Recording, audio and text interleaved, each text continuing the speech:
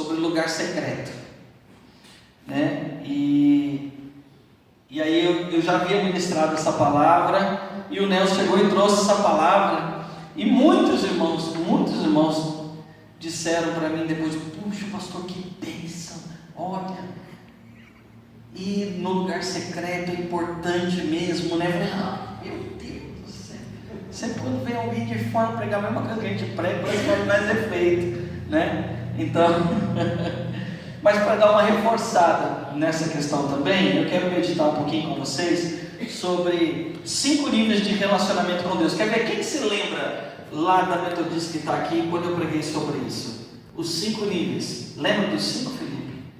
Calma, você lembra? Quer pregar aqui?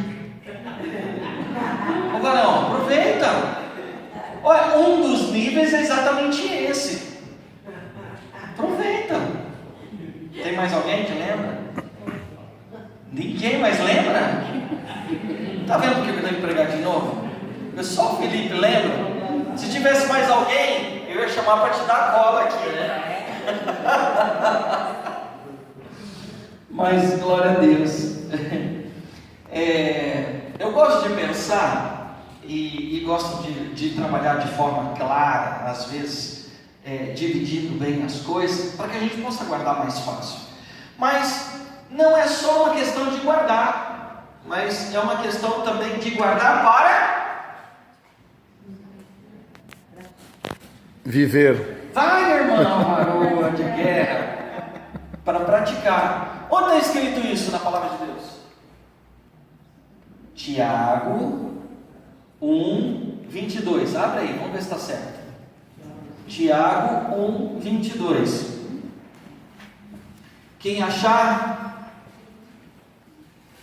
leia para nós, por gentileza. Olha, obrigado, irmão, pela água. Tornai-vos, pois, praticantes da palavra, e não somente ouvintes, enganando-vos a vós mesmos. Porque se nós formos então somente ouvintes da palavra e não praticantes dela, nós estamos enganando a Deus? Está enganando quem? A nós mesmos. Às vezes a gente acha: não, preciso ser um bom menino para não enganar Deus. Deus conhece o profundo do nosso íntimo. Ninguém engana a Deus. O que acontece é que nós enganamos a nós mesmos. Então, para que nós sejamos participantes dessa palavra, praticantes dela, então é interessante que nós caminhemos com o Senhor em alguns níveis de intimidade. O primeiro deles, então, foi o que eu já citei para vocês. Eu quero ler com vocês alguns textos hoje. Mateus, capítulo 6, a partir do verso 5. Olha que bacana isso. Todo mundo achou? Nosso coração está reverente diante da palavra de Deus, então nós vamos fazer todas as leituras sentados, para que a gente possa fazer nossas anotações aí.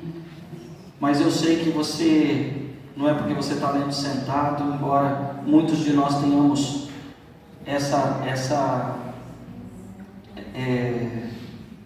esqueci a palavra, como é que fala? O costume, né, de lermos em pé na igreja, né, mas não é porque você vai ler sentadinho que você vai estar irreverente, tá bom? Então, a partir do verso 5 do capítulo 6,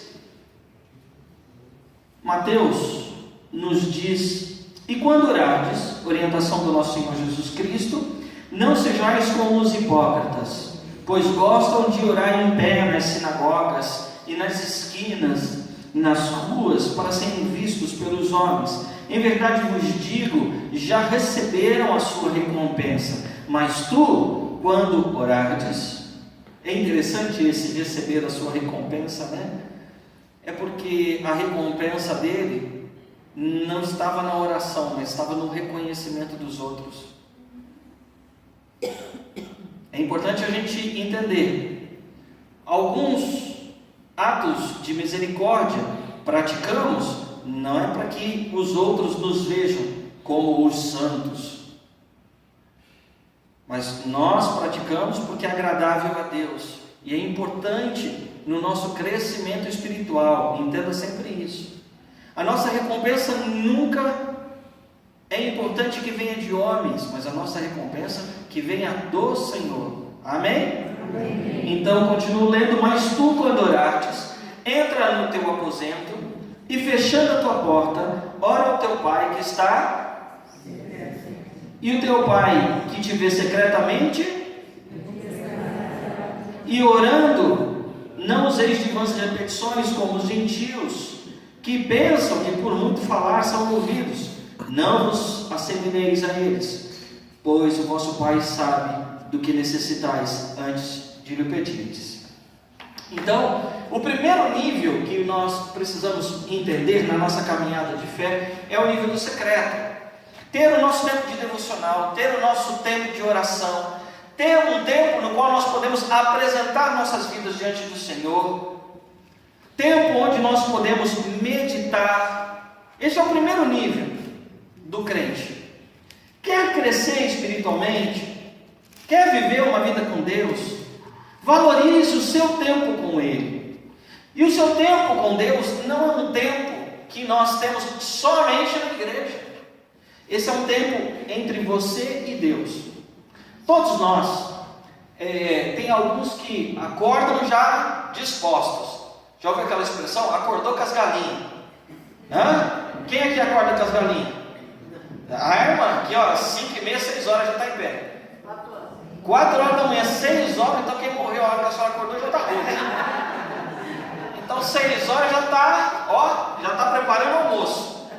Mas se eu acordo, eu acho que eu vou levar mais umas 3, 4 horas para acordar de verdade. Tem alguém que é assim como eu? Tá vendo? É a galera do tempo um pouquinho mais tarde. É isso aí, Claudinha, me deixa só. Então, me parece que existe um tempo biológico para cada um de nós, né? O nosso tempo biológico, né? Existem aqueles que já está mais desperto e está no melhor do tempo à noite. Aí são os noturnos, né? Então, pastor, lá umas 5, 6 horas me dá um soninho. Se eu não conseguir tirar um cochilo por volta de umas 4, 5 horas, quando dá 7, 8 horas, aí eu só vou conseguir dormir 3 horas da manhã. Tem alguém que é assim? De madrugada? Tão calmo? Percebe? Qual é o seu tempo biológico, o seu tempo de disposição? É nesse tempo. Se é de manhã, logo que você acorda, se é à tarde, no meio da manhã ou no meio da tarde, ou se é à noite, não importa, mas é o seu melhor tempo que você precisa dar para Deus. E é nesse seu melhor tempo onde você vai ter o teu tempo de intimidade com Ele, apresentar a sua oração, apresentar o seu coração, fazer a sua entrega ao Senhor. É um tempo no qual você vai clamar e vai ouvir. É um tempo que você vai ler, vai meditar na palavra, e a partir da palavra você vai orar a palavra e pedir: Senhor, realiza isso na minha vida. Me leva, Senhor, a essa intimidade contigo, a esse nível de maturidade, de cristianismo. Nesse tempo no secreto, que é um tempo particular seu e Deus, é um tempo no qual o Senhor deseja se revelar a todos nós. Então, há um desejo da parte de Deus expresso no verso 6, que diz: o teu Pai que te vê secretamente é desejo de Deus te recompensar. E aqui eu estou fugindo dessa ideia, desse estereótipo de pedir coisas para Deus para poder receber, no sentido do que é algo natural. Eu tenho trabalhado lá com a igreja sobre uma consciência que precisa mudar em nós. A gente precisa ter uma ideia clara do que é absoluto e do que é relativo.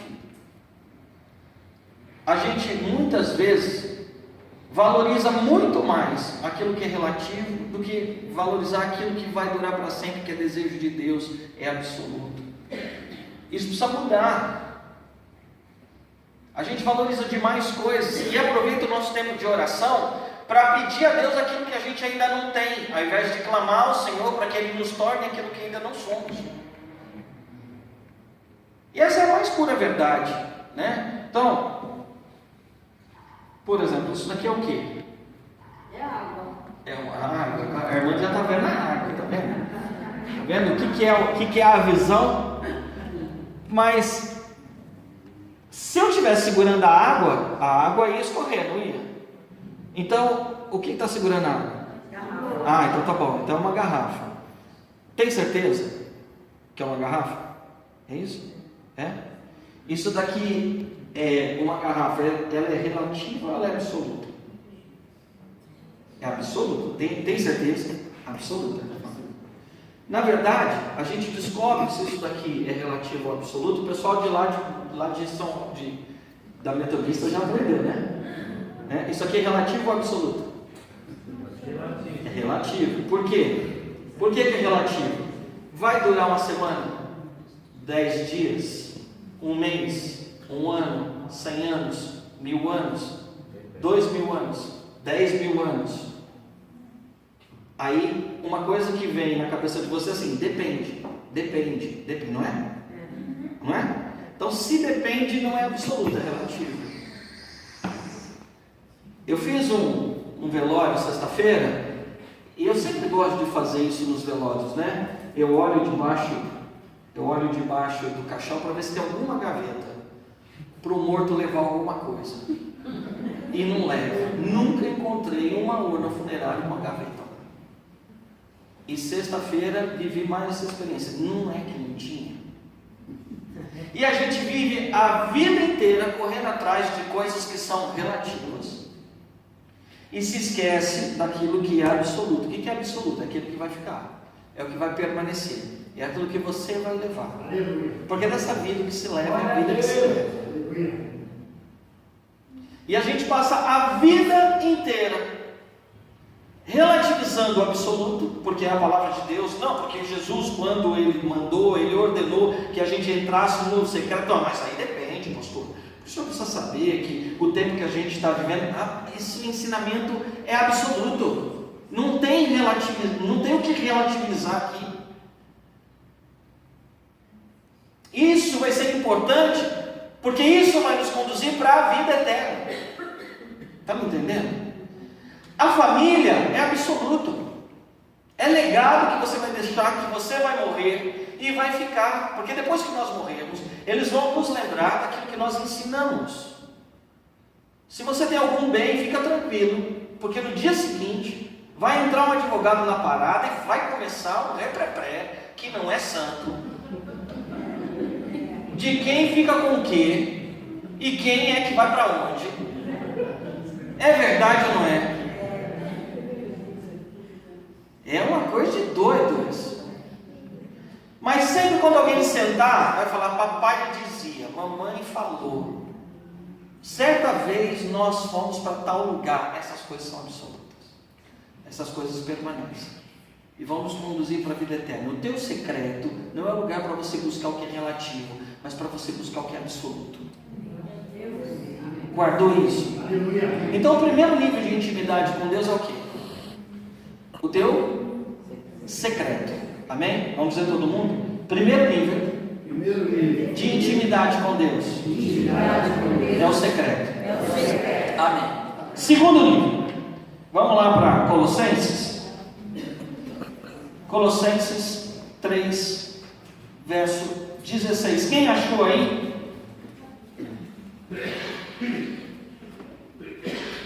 Celebre a Deus cantando, salmodiando, declarando, declamando. Colossenses 3,16.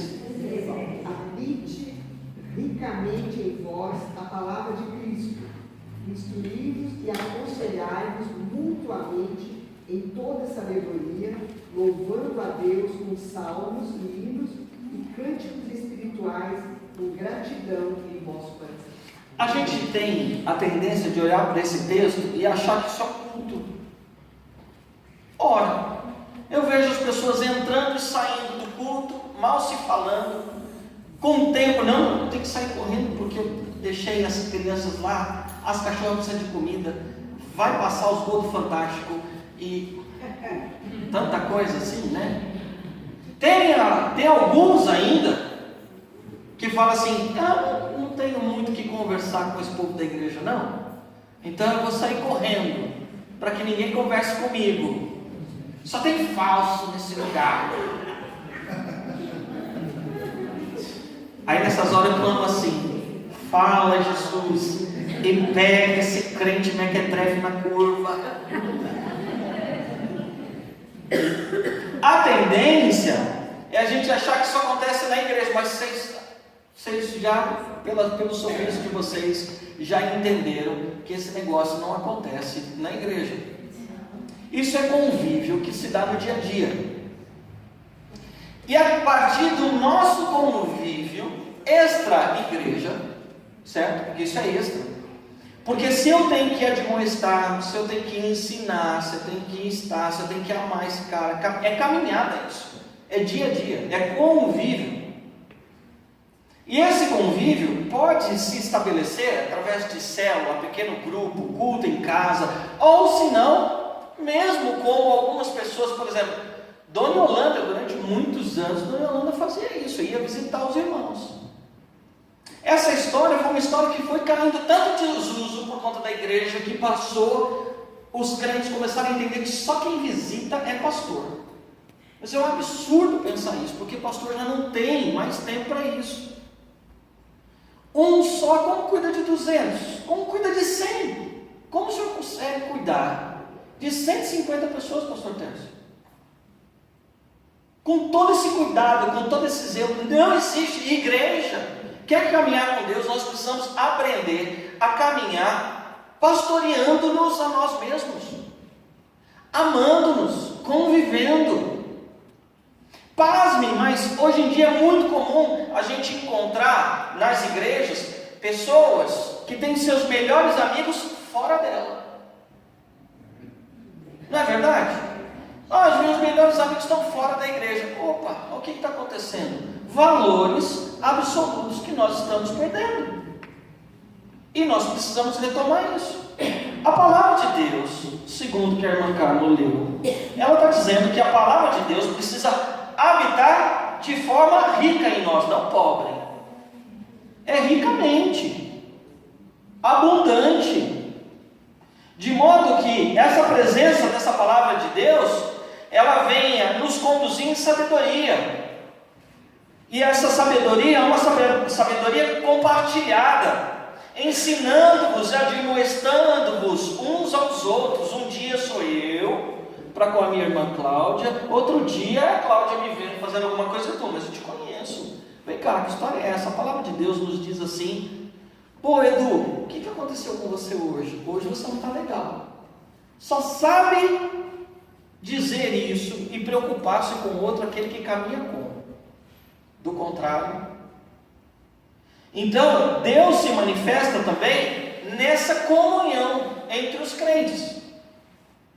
Porque onde está a comunhão, ali está a presença do Espírito. Jesus disse: onde estiverem 2 ou 3 reunidos em meu nome, ali estou no meio deles. Eu gosto muito do texto de Mateus 18, que Jesus está dizendo isso, porque esse texto é um texto completamente diferente do que muitas igrejas usam doutrinariamente. Porque o cristianismo não exclui, o cristianismo traz para perto.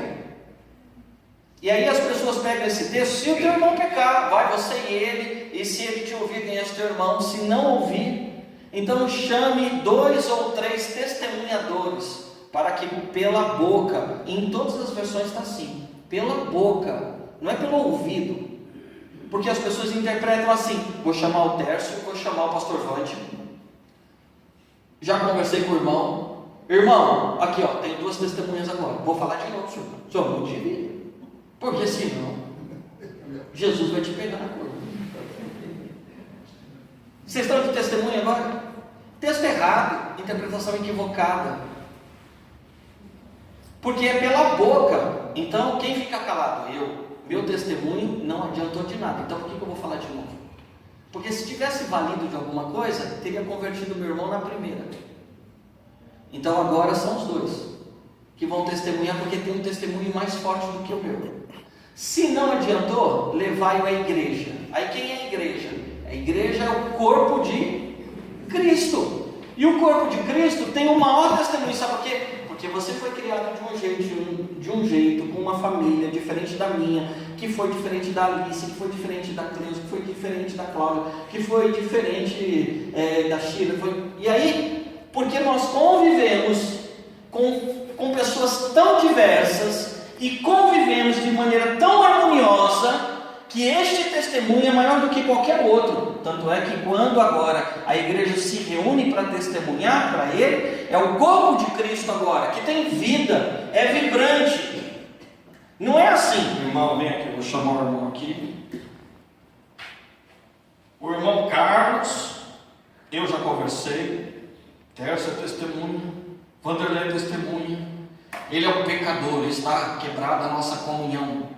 Porque a Bíblia diz que nós temos que tratar como gentil e cobrador de impostos, mas esquecemos quem escreve é Mateus, que é o cobrador de impostos.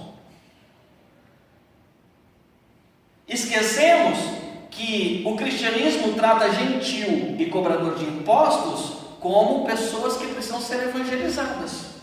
Porque o cristianismo basicamente era de gentil e cobrador de impostos, prostitutas, excluídos. Esse era o cristianismo.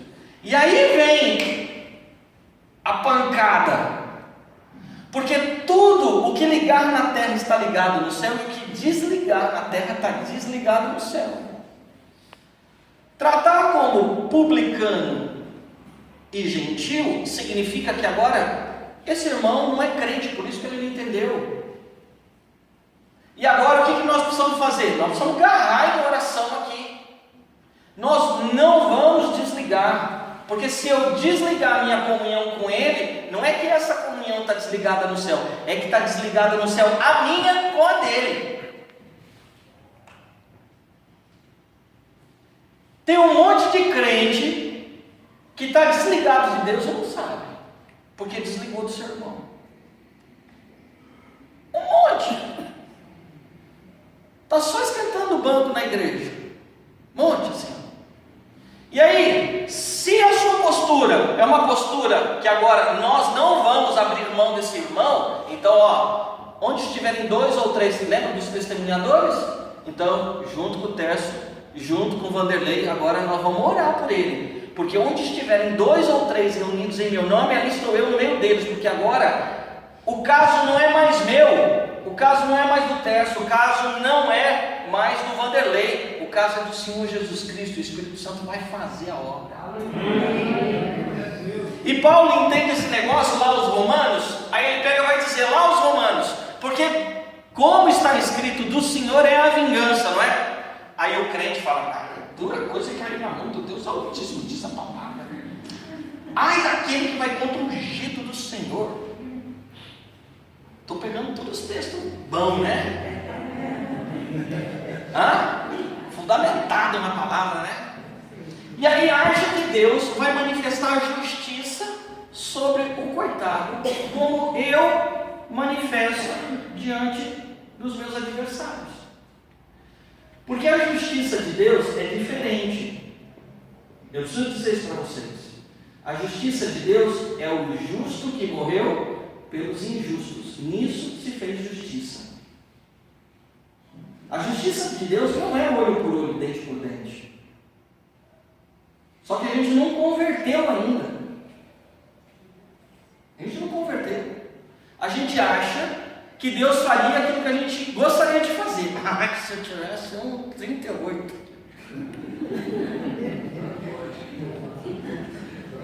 Agora pode. O que vai ter de crente agora com 38? Misericórdia. Vou pregar com 38 debaixo do culto também. Não aceitou Jesus, não. Misericórdia. Olha a vingança do Senhor, então. Se o conceito de justiça do Senhor é graça, é amor e nova vida, olha a justiça de Deus. sabe aquele que está falando mal de você, que você desistiu, o Senhor vai catar ele, pegar esse coraçãozinho, espedaçar esse coraçãozinho de pedra e transformar num coraçãozinho de carne. Aí ele vai chegar para você e vai falar assim para você: puxa, me perdoa, eu devia estar cego, eu não entendi que eu estava fazendo tanto mal para você. E aí nessa hora você vai dizer: mas agora você vai pedir desculpa, né? Miserável, você não sabe o quanto que eu sou. Segura essa língua abençoada, dobra o teu joelho e glorifica, irmão. Porque a maior vingança que o crente pode ter é ter o seu adversário chegando para você e dizendo: me perdoa. Porque nessa hora você vai nascer um justo. Porque o justo vive de fé. E você só não foi além nessa peleja porque você teve fé que Deus ia fazer e Deus fez. Não tinha nem que estar falando sobre isso, tá? Estou falando de outra coisa aqui. Mas Deus mandou ministrar esse negócio para você ir agora. Segura, varão. Segura, varoa. Varonesa. Aprenda. Amém? Amém. Então, como que eu vou conviver extra se de repente os meus relacionamentos eles são seletivos?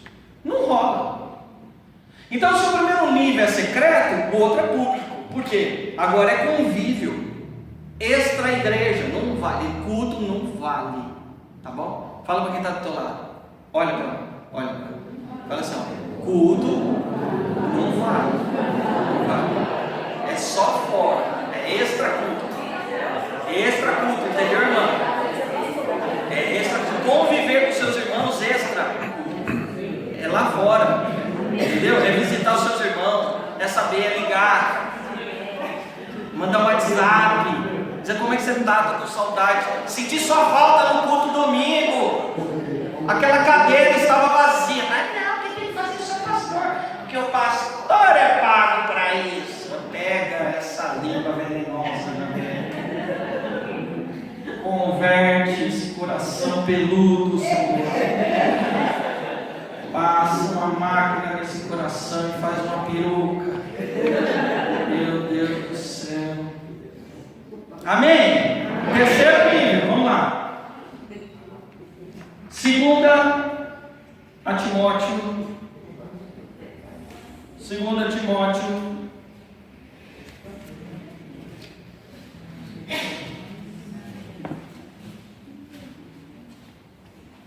Capítulo 2.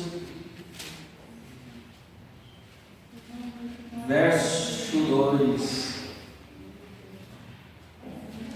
Eu vou no 1 e 2 para ficar mais ou melhor contextualizado, né? Tu, pois, meu filho, fortifica-te na graça que há em Cristo Jesus, e o que de mim, através de muitas testemunhas ouvistes, confia-o a homens fiéis que sejam idôneos para também ensinarem a outros. O que é isso que Paulo está fazendo? Está dizendo para Timóteo? O que ele está falando? Ó, o que eu ensinei para você, guarda esse negócio, pratica esse negócio para você ensinar para outros. O que é isso? Hã? Duplicação, legal. Na linguagem de Jesus, o que é isso então? Duplicar, passar adiante. O que é isso na linguagem de Jesus? Discipular. Então, se a gente está falando que o secreto é um nível de intimidade com Deus, que também se manifesta no convívio entre os irmãos, também se manifesta no discipulado. E o discipulado o que é? O discipulado é essa liberdade que nós temos de confronto, porque a gente saiu, passamos dessa fase. Ai, porque você não escreveu no meu Instagram? Você não coloca o coraçãozinho para mim? Ai, sabe o que acontece, pastor? Eu não gosto mais dessa igreja. Por quê? Ai, porque eu fui tomar água dela e não me deu oi. Ai, sabe o que acontece, pastor Teres? 3 domingos que o café está frio. Como ele pode?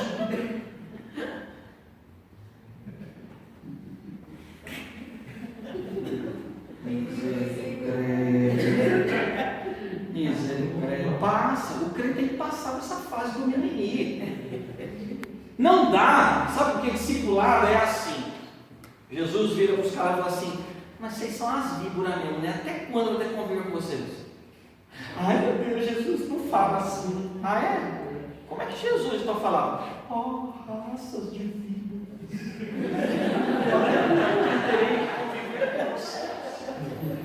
Você acredita mesmo que Deus é isso? Que Jesus Cristo se manifestou desse jeitinho aqui? Pega até mal para ele, não é não? Carpinteiro, cara parrudo, imagina como é que devia ser Jesus. Carpinteiro, você acha que Jesus fazia cadeira? Vamos lá, Jesus Cristo pegava, era história. Carpintaria não tinha a ver com marcenaria, não. Carpintaria era para trabalhar com construção. Jesus fazia viga, fazia coluna, cedro. Jesus não era fraquinho, não. Jesus não era pequeno, não, gente. Pastor Tércio, verdade. O senhor tem essa imagem daquele Jesus europeu? Ó, zoinho azul. Vamos lá. Vamos sair desse nível, né, gente? Vocês acreditam nisso? Não, né? Por amor de Deus. Então, estou falando de um cara que quando tinha que discipular, me falava assim: olha aqui, Pedro, deixa eu dizer um negócio para você. Satanás te pediu para te peneirar, mas eu intercedi por você. Ó, eu estou falando num momento, Lucas capítulo 22. Jesus já está 21. Jesus já está indo para morrer, está indo para o Getsemane. Acabou de liberar a galera ali, deu o pãozinho para todo mundo, tomaram a ceia, e aí Jesus está dando as últimas orientações. Judas já queimou o chão, já foi bater com a língua nos dentes, tá bom? Então Jesus está dando as últimas orientações. O cara passou 3 anos com Jesus. 3 anos. Aí Jesus vira para ele e fala assim: olha aqui, Satanás pediu para te peneirar, mas ele intercediu por você. Então presta atenção. Você, quando se converter, apacenta meus ovelhas. Mas o pastor Tércio disse que eu não sou convertido ainda. Mas não é. Tem uns lances aí que, pelo amor de Deus, não passou da lição ainda. Ai, você acontece o quê? Ai, cheio de mimimi. Pelo amor de Deus, não vai conseguir viver um discipulado nunca. Sabe por quê? Porque o discipulado é confronto. É dizer: vem cá, essa parada não é assim não. Vem aqui, dá um abraço lá do seu irmão. Vai ter que vestir camisa dos dois juntos assim? Não tem uma camisa só com 2 pescoços? Vamos lá, a camisa da amizade, né? Que às vezes a gente vê assim para 2 irmãos que brigam dentro da igreja. Ah, rapaz, eu tô passando dessa fase assim, os irmãos brigando dentro da igreja. Graças a Deus que esse negócio não acontece nem aqui na Metodista São Roque, é só lá em Campo Belo onde que eu ia. E lá em Campo Belo, meu Deus do céu, o pastor lá sofria, coitado. Algumas coisas que precisa passar de fase, precisa crescer. E o discipulado, ele é para gerar crescimento. Discipulado é confronto com a realidade. Vem cá, vamos sentar e vamos conversar firme mesmo? Essa postura sua é equivocada. Olha o que a palavra nos diz. Olha o que a palavra... Ai, mas tem que dizer... A palavra diz que tem que exortar em amor. Ué, o que é mais amor do que esse? Porque o contrário do amor não é falar rudemente, não. O contrário do amor é tratar com indiferença, como boa parte dos crentes tratam os outros aí fora. Indiferença é assim: eu não vou falar nada, porque depois se eu falo ainda sou errado. Pior, porque quem é que traz a revelação do erro, do pecado, é o Espírito Santo. Quando você não fala, tu vai se entender com o Espírito. Verdade. E se o Espírito Santo está te revelando, não é para você sair batendo com a língua nos dentes, falando mal dos outros por aí, não. É porque Ele quer usar você como instrumento para transformar essa vida. Mas não, o crente insubmisso, que não quer crescer, o anão na fé, aí ele sai fazendo fofoca por aí. Mas você viu, pastor Tércio, porque o irmão, ele subiu lá na escada, quebrou a escada, depois escondeu a escada lá no fundo. Mas você viu isso? Então por que você não fala pro cara? Abençoado. Aí pior, chega para você e fala assim: mas não disse que eu te disse, viu? Olha que coisa do inferno. É do capeta, está sendo um instrumento do Satanás, uma desgraça dessa. Não, porque isso não vive a graça. É do Satanás. Ele te conta um negócio desse, ele não faz, é um inerte, e ainda impossibilita você de fazer alguma coisa, porque ele fala assim: não diz que eu falei, ô miséria. Instrumento do diabo. E precisa cair essa ficha. Uma hora isso precisa cair. Uma hora tem que acordar. Mas aí, discipulado e submeter-se a um discipulado não é nada mais, nada menos do que um nível de intimidade com Deus que os crentes precisam buscar. Então, você tem o seu secreto? Não tem. Você convive com os outros irmãos de maneira a ser útil, relevante na vida do outro? Você se submete a um discipulado que implica no seu crescimento? Já vai fazendo essa leitura de você e do teu cristianismo aí, que depois nós vamos orar. Amém? Amém. Essa noite é noite de libertação, não sei se você está sabendo. Amém. Não sei se você está entendendo.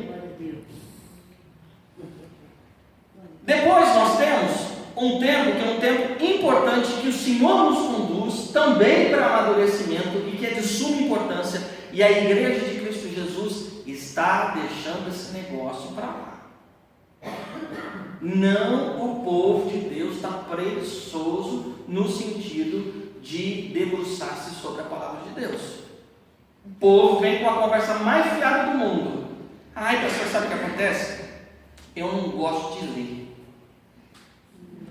Sabe, pastor? Eu quando pego a Bíblia, eu vou ler, mas sai os horóscopos, tudo. Você vai perguntar para o crente: qual que é o teu signo? Aí o crente fala: câncer. Aí depois dá um câncer, quer que eu venha orar ainda.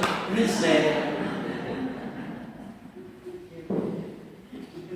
Sabe a escalação do time de futebol? Verdade? Sabe a escalação do time? Conhece tudo que está acontecendo aí pela cidade, sabe da vida de todo mundo, mas da Bíblia não consegue gravar um versículo. A única coisa que sabe é João 3,16. Mas o primeiro João 3,16 ainda não gravou. Por quê? Porque Satanás quer roubar isso de você, porque ele sabe quanto é importante para você, no que diz respeito a você vencer as artimanhas de Satanás, as tentações de Satanás do teu dia a dia. Porque como é que Jesus ele vence Satanás no deserto? Pelo poder da palavra. Só isso. E olha o que a palavra diz em 2 Timóteo ainda.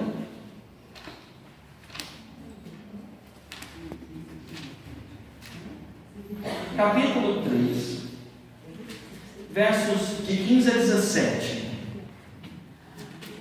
Deixa eu pegar o parágrafo inteiro, vou ler do 14, tá? Tu, porém, permanece naquilo que aprendestes e de que fostes inteirados, sabendo de quem tens aprendido, e que desde a infância, olha que bonitinho Timóteo, ó, desde a infância sabe as sagradas letras, que podem trazer-te ou fazer-te sábio para a salvação pela fé que há em Cristo Jesus. Toda a Escritura é divinamente inspirada e proveitosa para ensinar, para repreender, para corrigir e para instruir em justiça, a fim de que o homem de Deus seja perfeito e perfeitamente preparado para toda boa obra. Oh, glória a Deus! Quando nós lemos a palavra de Deus, nós ensinamos. Quando nós lemos a palavra de Deus, manejamos bem a palavra da verdade, se torna uma arma poderosa de Deus nas nossas mãos. E o que me chama mais atenção é que ela me deixa preparado para toda boa obra. Conhecendo a palavra de Deus, quando os crentes manejarem bem a palavra de Deus, vai deixar de existir uma frase dentro das igrejas: pastor, como é que eu sei que Deus falou comigo? Sabe por quê? Muitas vezes a gente não consegue discernir a voz de Deus, porque a gente não conhece. E a Bíblia é um grande instrumento para você aprender quem é Deus? Quem é Deus? A sua natureza, o seu caráter divino. Logo, se você conhece o caráter de Deus pelas Sagradas Escrituras, quando vem alguma coisa no teu coração, você fala, peraí que esse negócio, eu vou orar, porque esse negócio não parece ser de Deus não. Porque como é que Deus vai pedir para eu fazer alguma coisa, ter uma atitude diferente daquilo que Ele me ensina na palavra? Deus não é retardado.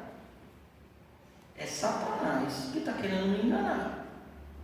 E quanto mais eu me debruço sobre esse texto, mais eu descubro que qualquer livrinho que tem sobre a Bíblia, ele não é mais importante do que a fonte original. Tudo aquilo que os outros escritores escrevem, inspirados por aqui, agora vai começar a viver, você vai começar a viver inspiração, porque a fonte é a mesma. Você vai começar a viver isso, você vai começar a escrever, você vai se tornar astuto na palavra, conhecedor, saber como Deus agiu pelos séculos no meio do seu povo e como Ele deseja agir em mim e em você. É tremendo isso. Então, este é um nível, que é um nível da palavra, que às vezes a igreja não está muito afim também não. Eu não sei se vocês têm escola bíblica, né? Mas há uma grande crise na igreja evangélica hoje em dia, porque escola bíblica está perdendo o seu efeito. Eu acordo cedo a semana inteira, pastor, e domingo é o único dia que eu tenho para descansar. Eu até entendo isso, mas não dá para tirar um cochilo depois. O senhor não sabe como são as crianças lá em casa. Então faça um acordo. Agora, não vir para a escola bíblica chega a ser algo que me causa um grande assombro,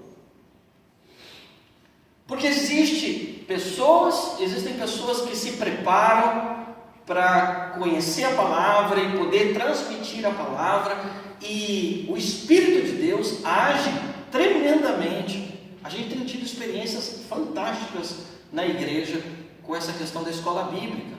Não tem escola bíblica, mas a gente faz uma classe do saber, uma classe de livros, uma classe bíblica durante a semana. Amém, frequente, esteja lá, se prepare, aproveita que tem alguém disposto a ensinar, e aproveita, dê glória a Deus. Você está num país que a gente tem liberdade de abrir esse santo livro e estudá-lo com liberdade.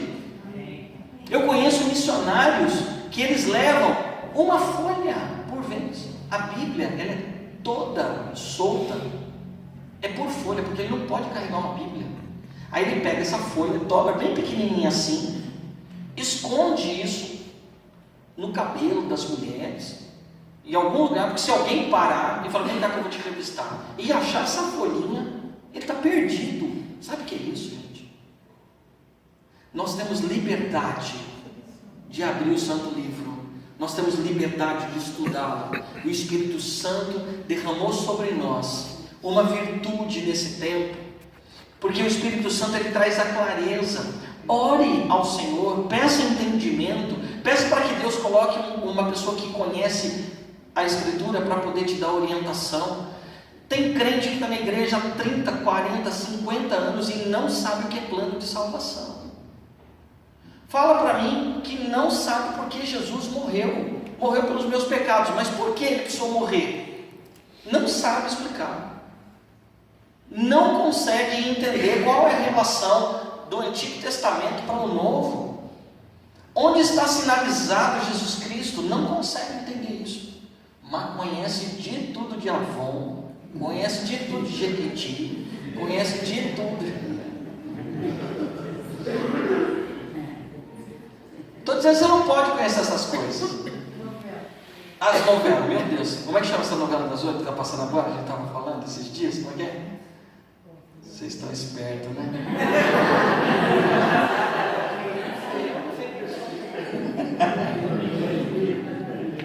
Isso aí, gente.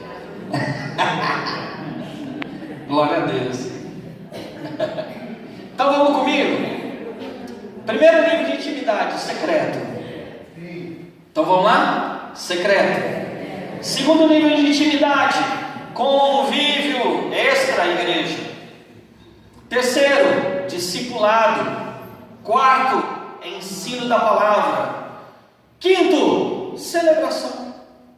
Celebrar. O que é o culto? O culto é celebração.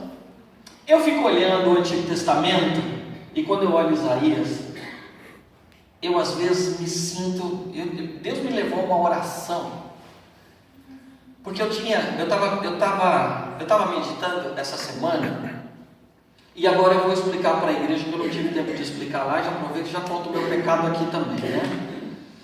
Porque na minha oração eu falei: Senhor, me perdoa pelo meu ministério medíocre e irrelevante. Porque para nós pastores, que abdicamos, nos dedicamos 100%, quando a gente ministra a palavra, quando a gente lê, quando a gente exorta, quando a gente caminha, quando a gente trabalha, e a gente não vê fruto, não vê sinais, não vê transformação, eu olho para o meu ministério e falo: é irrelevante, é medíocre. Ah, mas isso depende muito do outro. Não. Está acontecendo alguma coisa em mim. Eu tenho que buscar mais poder. Sabe por quê? Porque Pedro andava, a sombra dele curava. Paulo impunha as mãos, as pessoas recebiam o Espírito Santo. Vou falar um pouquinho da minha parte agora. John Wesley ministrava culto. Quando eles começavam o culto, já começava as músicas, as pessoas que iam entrando, elas iam atravessando a rua, já ia caindo, sendo arrebatadas no Espírito, no meio da rua. Nem entravam na igreja, a presença de Deus, as pessoas iam chegando para a igreja, as pessoas iam caindo pela rua. Aí eu fico pensando: mas Senhor, é muita mediocridade. Aí a gente ministra um culto, aí eu estava lendo Isaías, aí Deus fala assim: eu estou farto das festas solenes de vocês. Eu estou cansado das reuniões. Eu estou cansado. Essa gordura, essa oferta que vocês estão dando, isso me causa náuseas. Capítulo 1 de Isaías. Se você não pensar que eu estou falando o que não é verdade, abre Isaías capítulo 1. Olha só isso. Verso 12. 11, vou ler. De que me serve a minha multidão dos vossos sacrifícios, diz o Senhor. Já estou farto dos holocaustos de carneiro e da gordura de animais cevados. Eu não folgo com o sangue de bezerro, nem de cordeiros, nem de bodes.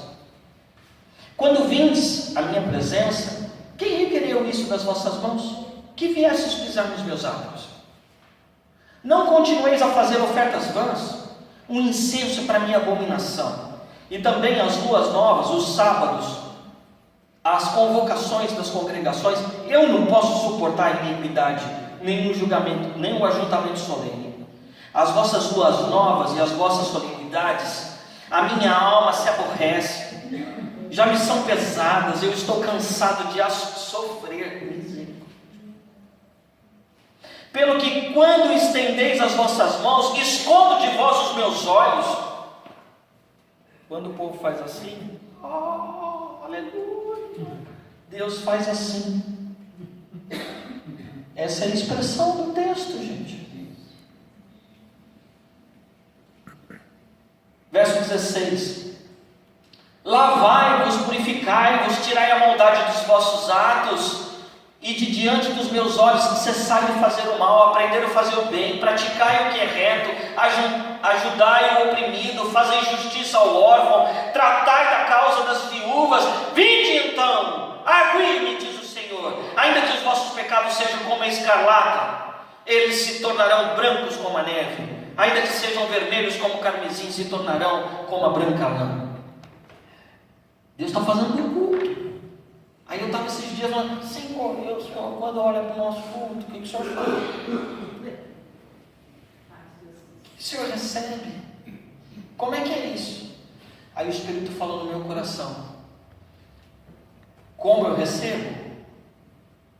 O povo não me procura no secreto. Eles não convivem. Só estão na igreja de domingo. Não me buscam através da palavra. Não estão dispostos a mudarem de vida através de um discipulado, como Jesus Cristo quis. E aí quando eu olho para o culto, aí você tem momento de oração silenciosa, aí você precisa fazer uma boa exegese, porque já que o pessoal não conhece Bíblia, você precisa fazer uma boa exegese.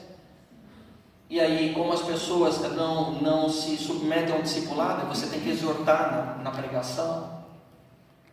Aí, como as pessoas não convivem fora da igreja, você tem que fazer um momento do abraço. Falou, o culto não é para mim, é antropocêntrico. Todo culto é olhado para as pessoas, sabe por quê? Porque elas não me buscam. Porque o que é o culto? O culto tinha que ser a celebração daquilo que Deus fez durante toda essa semana. Porque está vendo, se a gente vive esses 5 níveis, a gente vive com Deus todos os dias, não somente no domingo. Quando a gente vive esses 5 níveis, nós vivemos com Deus todos os dias. Bem. E aí, quando a gente chega no domingo, aí é festa, aí é tempo de celebração.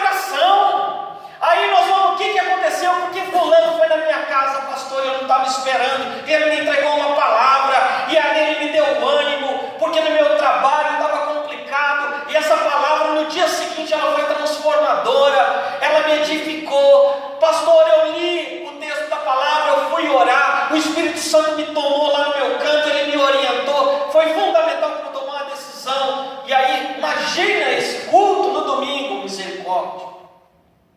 A palavra que tem que ser ministrada aí é só uma palavra de ânimo, força, ânimo, continue buscando, o Senhor está fazendo e Ele vai continuar a fazer. Então tem de bom ânimo, aleluia, glória a Deus, e vai continuar a viver com Deus. É isso. O quinto nível é o que cela aquilo que ouvimos nos outros 4. Esse é o nível que a igreja precisa ter. Aí lógico que aqui, este culto, agora é para o Senhor. Agora o Senhor faz. Agora o Senhor restaura. Agora o Senhor faz sinais, prodígios e maravilhas mesmo. Por quê? Porque o que resta agora é a alegria do Senhor se manifestando nessas coisas. Então eu pergunto para a igreja, nesse tempo de oração e intercessão, quais desses 4 níveis, eu não vou falar nem o outro, porque eu não vou dizer, Hebreus.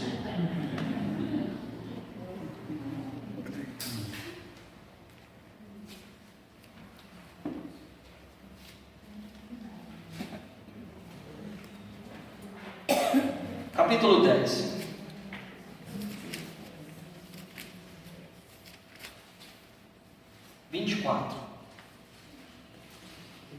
Consideremos-nos uns aos outros para nos estimularmos ao amor e às boas obras, não deixando de congregar-nos como é de costume de alguns, mas admoestemo-nos uns aos outros, e tanto mais quando vedes que vos aproxima aquele dia.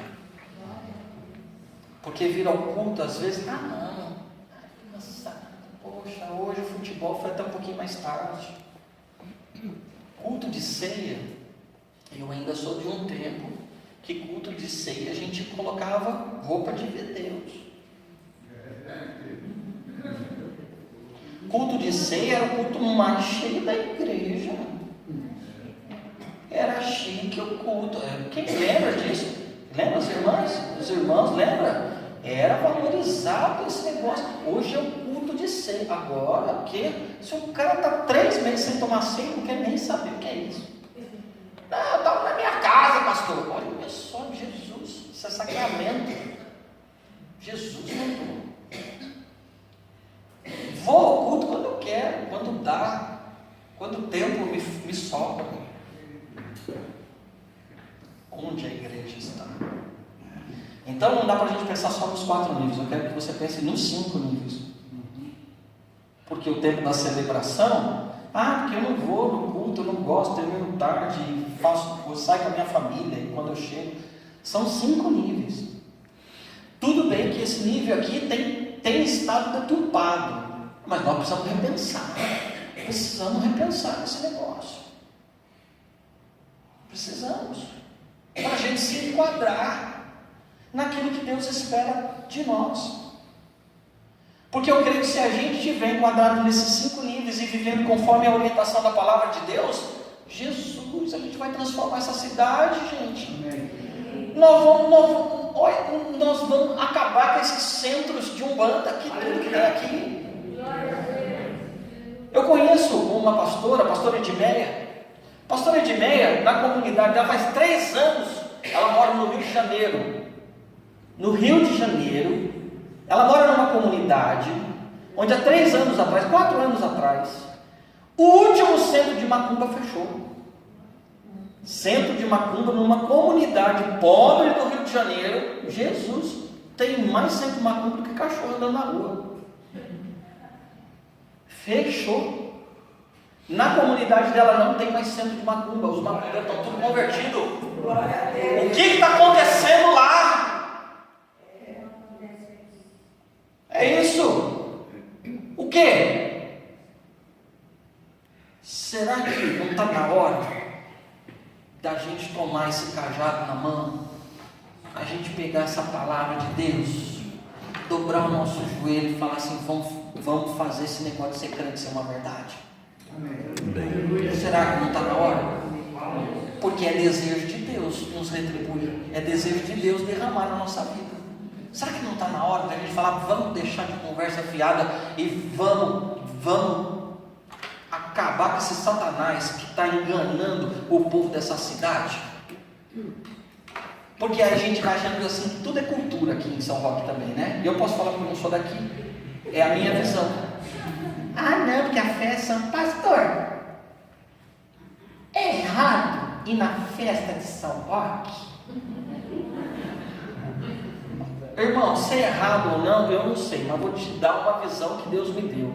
Dia 20 de novembro de 2016, estou eu pregando no culto. Os irmãos da minha igreja esqueceram tudo isso, mas eu não esqueci, porque eu sei o que eu vi e o que eu ouvi de Deus. Deus disse, hoje eu restabeleço a minha visão para este lugar. Quando estabeleci sobre o meu filho, quando o trabalho começou, em 1889, Deus restaurou a visão. Aí ele disse assim, eis que agora eu fecho o portal que foi aberto na porta da igreja. E aí Deus me mostrou a procissão passando em frente à igreja, os irmãos tudo debruçados na grade, agradecendo os católicos que fizeram lá um tapete homenageando os 100 anos da igreja. E aí Deus disse para mim, isso foi um portal aberto na porta da igreja, onde Satanás, ele zombou da inércia da igreja. Zombou. E aí os crentes tudo na porta, e depois falando, aconteceu isso, o povo, aconteceu, pastor. Foi mesmo, fizeram realmente um tapete aqui, homenageando os 100 anos da igreja. Eu falei, mas esse negócio de Jesus. Fui lá, ungi lá à frente da igreja, quebrei essa maldição. Satanás se estabeleceu. Onde? Entenda uma coisa, Deus está mandando ministrar isso para você. Onde Deus está revelando para você que quer usar a sua vida para transformar, é lá na tua casa, ou no teu trabalho, na tua família, e você está levando isso em banho-maria, fica sabendo, se você não tomar o teu lugar, Satanás vai tomar. Então toma postura. Toma postura. Toma posição. Toma posição. E aí, nesse dia, Deus me deu uma visão que as coisas tinham que mudar. E aí, me chega, todo ano tem um abençoadinho que chega para mim, ai pastor, é pecado ir lá na festa de São Roque? Eu falei, isso é pecado ou não? Eu não sei. Mas imagina a cena, eu estou lá, e aí você me vê lá, eu posso estar lá? Ah não, o senhor é pastor. Mas então, se eu não posso, você também não pode. Ah, o pastor está ficando fanático. Não, estou ficando apaixonado por Jesus e temente ao Espírito Santo. Amém. Aí a gente está achando que as coisas, não tem nada a ver. Tem a história do cara que foi para o inferno, morreu, era crente, imagina. E a hora que ele se deparou, a porta do inferno abriu. Sabe o que estava escrito assim em cima do inferno? Na porta, assim? Nada a ver. Bem-vindo ao nada a ver. Tudo que eu ouço dos crentes que não tem nada a ver, Jesus. O que eu ouço que não tem nada a ver por aí? Igreja. Se nós estamos falando e que nós estamos vivendo um mover profético aqui dessas 3 igrejas, nós estamos vivendo um momento profético, nós precisamos entender isso aqui. E isso é para a gente transformar essa sociedade. É para tirar as pessoas desse engodo maligno que Satanás está enganando. Há um engano. Tem gente levando no lombo uma imagem que tem boca, mas não fala, tem ouvido, mas não ouve, tem olho, mas não enxerga, tem perna, mas não anda, tem mão, mas não abençoa. E a gente está achando que é bonito. Não, deixa eles. Isso é da religião deles. Essa religião deles vai levar para onde? Se eu sou conhecedor da verdade, você é conhecedor da verdade e não fala nada, o sangue de todos eles virão sobre nós. E está na hora de a gente começar a ser boca de Deus nessa cidade. Está me entendendo, igreja? Amém. Amém.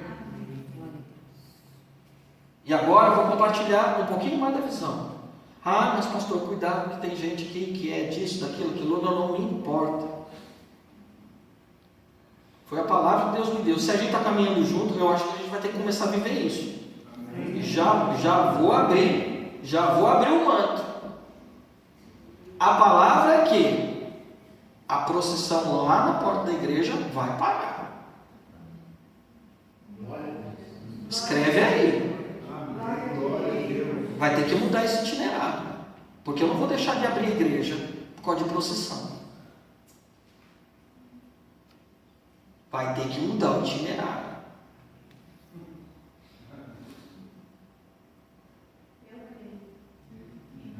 Então, sabe o que exige de nós? Joelho. Amém. Porque a palavra de Deus é que o avivamento viria para a cidade a partir disso. A partir disso. E não seria só uma igreja. Lá é central. Nós não estamos lá à toa, hein? Nós não estamos lá à toa, pastor Tércio. Nós não estamos lá à toa, pastor Vande. O pastor Eduardo é doido. Porque esse povo, vai perseguir. Estou falando que é povo de Deus, que vocês estão com medo. Se a gente está falando que é cristão, então não tem que temer. É só a gente conversar que vai dar certo. Né? Se a coisa é de Deus, então tranquilo. Mas agora, se tiver perseguição, amém. Nós vamos morrer, não tem problema. Mas nós vamos ressuscitar. Porque quando um justo morre, Deus manifesta o seu poder na ressurreição. Amém. O justo não morre não. Amém? Amém. Então, viva a fé. Viva a fé. Para de sair correndo atrás de gente que tem palavra. Viva a fé. E seja você um instrumento de Deus. Amém. Busque você o seu secreto. Senta com o teu pastor, com o seu líder, para que você seja discipulado. Busque aprender mais da palavra de Deus. Consegre sua vida com seus irmãos, conviva com eles fora da igreja. E toma postura, comece a ir para o culto para celebrar. Não abra mão do teu compromisso dominical com o Senhor. Por nada, em nome de Jesus. Amém. Eu acho que eu falei demais. Glória a Deus.